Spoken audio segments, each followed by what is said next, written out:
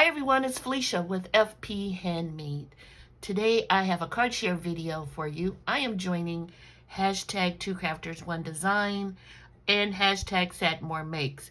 2crafters1design is Melissa, she's Mo Creations, Lisa, who's UC I'm a Diva, and Gloria, who is Girlier's Cards, and SatMoreMakes is Jill, she's Jillian Norwood Designs, Greenwood Girl Cards here on YouTube.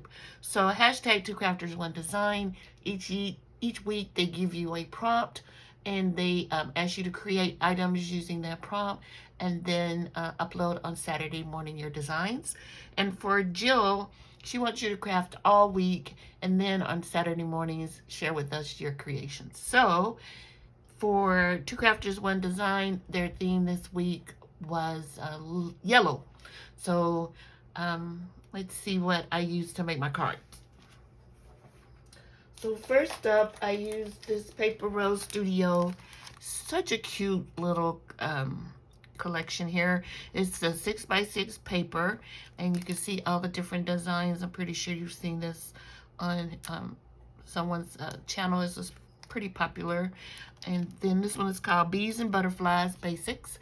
And then I used the embossed die cuts for bees and butterflies, and it's 4 sheets of 6x8 embossed pop-out die cuts printed on 200-gram cardstock. 4 designs times 1 sheet of each. This is really such a good collection of die cuts for you to make really beautiful cards, and they can be pretty quick too. And I also used from Waffle Flower this really cute stamp set called Birthday Wishes. This is one of my new favorites, and so I'll be using it on a lot of cards to come. And then I also used this one here, and this is called the Happy Bee Day. Now this set I've had for a while, and it's not my favorite. I thought I would really like it. Of course, you know how you order something and you think you're gonna love it, and it turns out that it's not my favorite, but it worked perfectly on one of the cards that I created today.